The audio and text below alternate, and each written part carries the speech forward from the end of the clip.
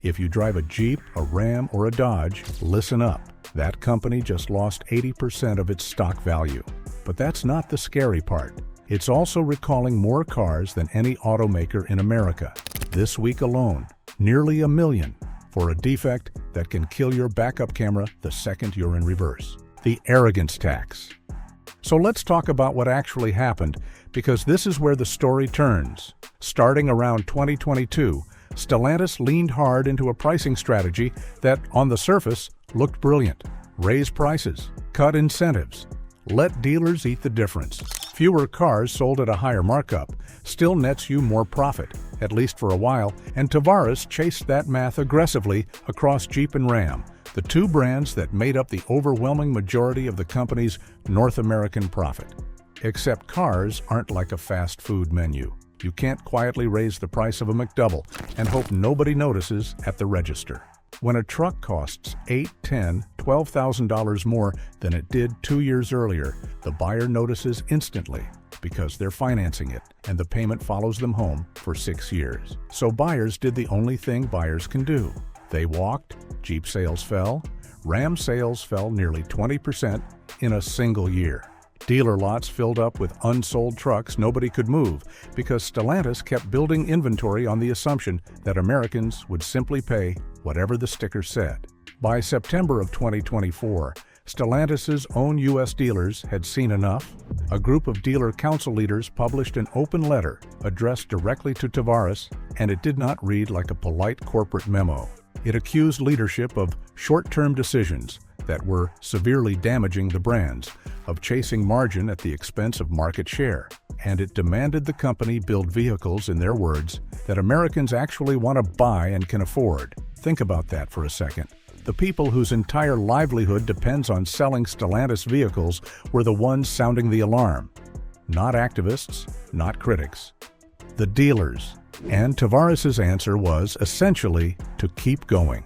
He kept defending the pricing. He kept defending the strategy, right up until the moment the numbers made that impossible. The fall of the architect. By the third quarter of 2024, Stellantis' global vehicle sales had cratered nearly 20% year over year.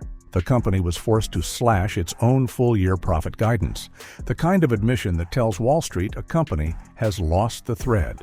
U.S. dealer inventory ballooned as Jeeps and Rams sat unsold. The UAW, the union representing Stellantis' American factory workers, was publicly calling for Tavares to go, furious over a shuttered assembly plant in Belvidere, Illinois, and what they saw as a pattern of broken promises. And in the middle of all this, Tavares was still one of the highest-paid executives in the entire auto industry. On December 1st, 2024, the board had had enough. Carlos Tavares resigned, effective immediately, more than a year before his planned retirement. The official language was polite.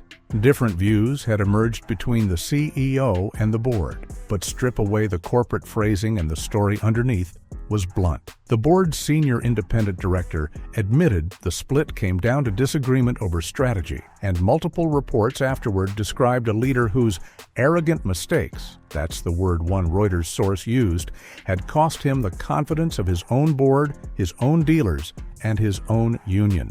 Stellantis stock had fallen 43% in 2024 alone. At the exact moment General Motors was up 55%. The company that once looked untouchable had become the industry's cautionary tale, and the man who built it had just been shown the door on a Sunday afternoon with no farewell tour. 2 months later, the full-year numbers landed, and they confirmed everything the walkout had already signaled. Net profit down 70% from the year before. Free cash flow negative 6 billion euros. A company that had posted a nearly 19 billion euro profit in 2023 had, in the span of a single year, become a case study in how fast a car empire can come apart. The bill comes due. Now you'd think hitting bottom would be the end of the story. It wasn't. It was only the beginning of the reckoning, because underneath the pricing disaster was an even bigger problem, one that had been quietly building for years. Stellantis had bet enormous sums on an electric vehicle future that American and European buyers simply weren't ready for. In February of 2026, New CEO Antonio Filosa, a longtime Fiat veteran brought in to clean up the mess, announced the results of what the company called a strategic reset. The number attached to that reset was almost hard to say out loud. 22.2 billion euros in charges, booked in the second half of 2025 alone. Most of it tied to unwinding the company's overly aggressive EV production plans, rewriting warranty estimates that had ballooned out of control to the tune of 4.1 billion euros just in revised warranty provisions, and cutting the workforce across Europe. This is a company admitting in writing that it had misjudged its own product line so badly it needed a charge larger than the annual revenue of most Fortune 500 companies just to correct course. When the full 2025 results were finalized, Stellantis reported a net loss of 22.3 billion euros, roughly $26.3 billion. The first annual loss in the company's entire history since the 2021 merger. To put that in perspective, that's more money lost in 12 months than the annual economic output of entire small nations. And it's a swing of nearly 28 billion euros compared to the 5.5 billion euro profit the company had posted just 1 year earlier. Go back 2 years before that to 2023, and Stellantis had posted profit north of 18 billion euros. In other words, in the space of 24 months, this company went from one of the most profitable automakers on the planet to posting the single worst year in its history. That's not a market downturn. That's a company that lost the plot. The company suspended its dividend for 2026, a signal to every shareholder that the cash simply wasn't there to keep paying out. It issued 5 billion euros in emergency hybrid bonds just to shore up the balance sheet, essentially taking on new debt to patch a hole created by its own strategic miscalculation. Industrial free cash flow came in negative, again, for the second year running. And in a letter to union leadership, the UAW didn't hold back, writing plainly that the downturn was the direct result of corporate decisions that had prioritized shareholders over long-term investment, and that the workers on the line, the ones who'd already lived through a shuttered Belvedere plant, mass layoffs, and years of broken timelines about when EV and battery production would actually restart there, were not the ones to blame. Those Belvedere workers had been promised a return to the line, promised a battery plant, promised new products. Instead, the 2025 results confirmed there would be no profit-sharing checks at all for UAW-represented employees, because North American Performance didn't even clear the bar the union's own 2023 contract had set. Filosa's own words, buried in the earnings statement, might be the most honest sentence a car company CEO has said in years. He admitted the company had spent years overestimating the pace of the energy transition. Translation: Stellantis bet the house on a future that hadn't arrived yet, spent tens of billions of dollars building toward it. And when the bill came due, it came due all at once, in a single set of financial statements that will follow this company's reputation for years. The recall machine. Because here's what a lot of the financial coverage misses entirely. While the balance sheet was falling apart, so was something arguably more dangerous: the quality of the actual cars. In 2024, Stellantis issued 72 separate recalls, covering nearly 4.8 million vehicles. That's more individual recalls than any other automaker in the country logged that year. Not close. For comparison, Tesla issued just 16 that same year. Stellantis nearly quintupled that number. Despite building a fraction of the vehicle variety Tesla doesn't even attempt. And this wasn't a one-year blip born out of one bad batch of parts. It became a pattern that stretched straight into 2026. Recalls over Jeep Wrangler and Grand Cherokee 4xe battery packs, with lawsuits alleging the company knew about a fire risk and issued repeated recalls without actually fixing the underlying defect, forcing some owners to be told to park their plug-in hybrids outside, away from structures, just in case. Recalls over PureTech engines prone to oil leaks that could spray onto a hot exhaust pipe and start a fire, an issue that stretched all the way to European Peugeot, Citroën, and Opel models, and that Stellantis itself blamed on a supplier deviating from spec, even though the underlying engine had already drawn complaints for excessive oil consumption for years. a recall on the brand-new Jeep Wagoneer S over a liftgate hinge cover that could physically detach itself while driving down the highway. None of these are old, decade-old design flaws finally catching up with the company. These are current generation vehicles, built under current leadership, failing in ways that make headlines. And then, just this past week, on August 17, 2026, Stellantis announced its biggest embarrassment yet: a software defect across Chrysler, Dodge, Jeep, and Ram vehicles, nearly 955,000 of them worldwide, roughly 848,000 of those right here in the United States, that can knock out the rear-view camera the second you shift into reverse. Let that sink in for a moment. A backup camera isn't a luxury feature anymore. It's federally mandated safety equipment required by law on every new car sold in America since 2018. Put in place specifically after a string of driveway accidents involving small children, the kind of law that exists because kids actually died. And Stellantis shipped nearly 1 million brand new 2026 and 2027 model year vehicles, cars that just rolled off the line this year, with software that can silently disable that exact feature. The company's advice to owners in the meantime? Use your mirrors, not a loaner, not an urgent dealer visit. Just watch more carefully until an over-the-air update arrives. Stellantis will point out correctly that the industry as a whole is seeing a wave of recalls this year, with total industry recalls roughly double what they were at this point in 2025. And that recalls often reflect old design decisions catching up with the present, not necessarily today's build quality. Fair enough, and Ford alone has recalled more than 10 million vehicles in 2026, so Stellantis isn't the only automaker under fire. But you don't get to claim you're in the middle of a quality turnaround, the exact language Filosa's own team has used publicly, while simultaneously recalling brand new vehicles for a legally mandated safety feature that simply doesn't work. Management insists the number of problems reported in a vehicle's first month of ownership has fallen by more than half in North America since the start of 2025 and by more than 30% across wider Europe. That may even be true, but try explaining that statistic to someone whose 2026 Ram just got a recall notice in the mail 3 months after they drove it off the lot. And it's not just recalls.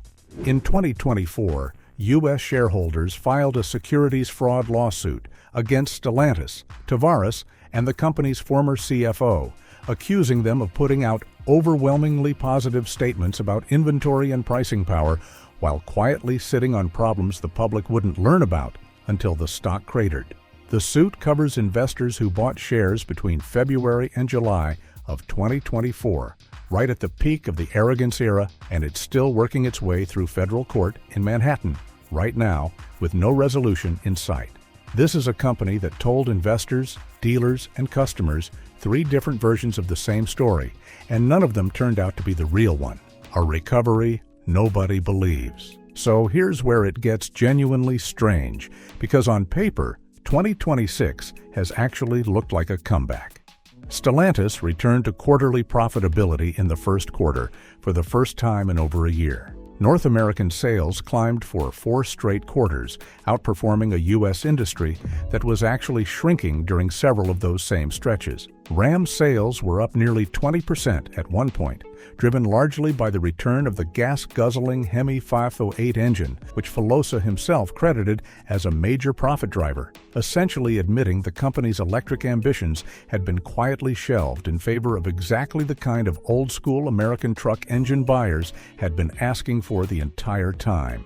Jeep Grand Wagoneer sales were up 43% in the second quarter alone. Market share in North America climbed to nearly 7.9%, the fastest growth rate of any manufacturer in the region. And yet, watch what the stock did every single time.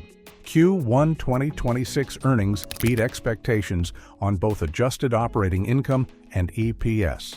Stock fell nearly 7% that day, with analysts flagging that part of the beat came from a roughly €400 million one-time gain tied to expected future tariff refunds, not from the underlying business actually getting healthier.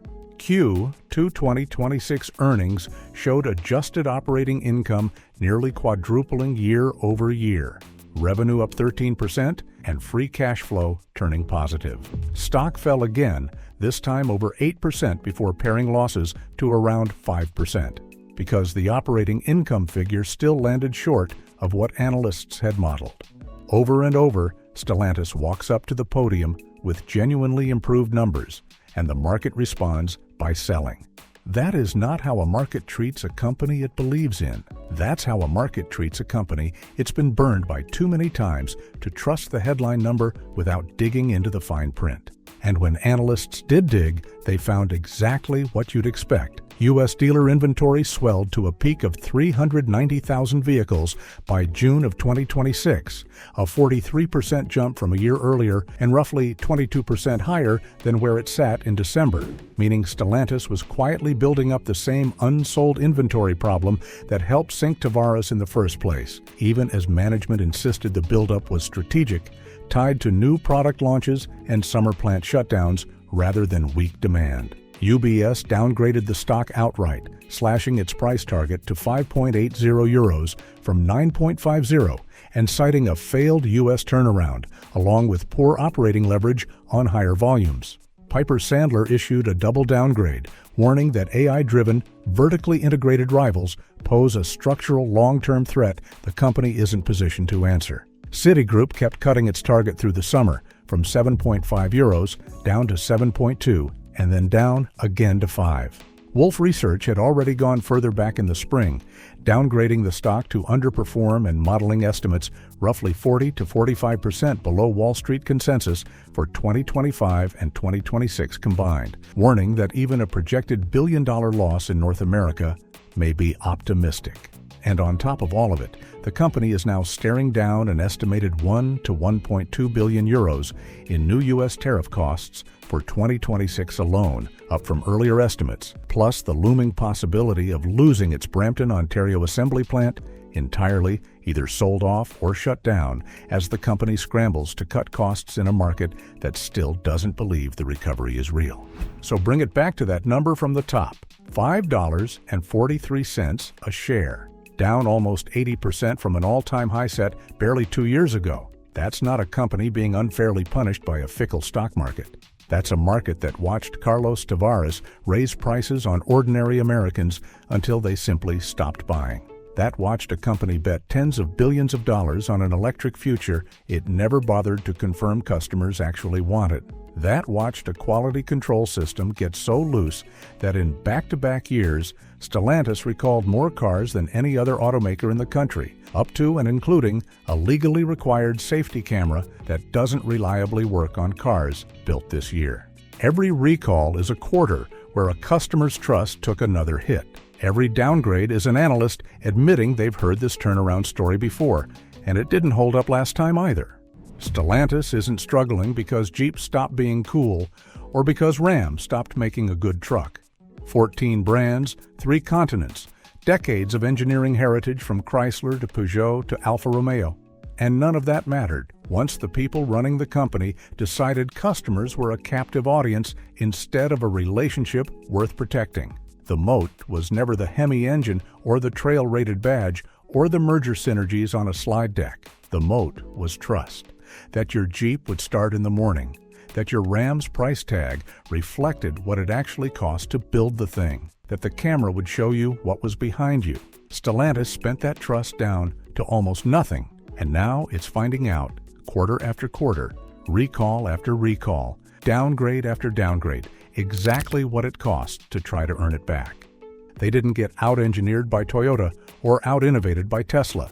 They got arrogant, and the invoice for that arrogance is still arriving, one earnings call at a time. And look, this channel exists because I think stories like this actually matter if you love cars, whether you're a die-hard Mopar guy who's owned 3 Rams in a row, or you just bought your first car last year and you're trying to figure out who to trust. If this kind of deep dive is something you want more of, do me a favor and hit that subscribe button, tap the bell so you don't miss the next one, and drop a comment down below.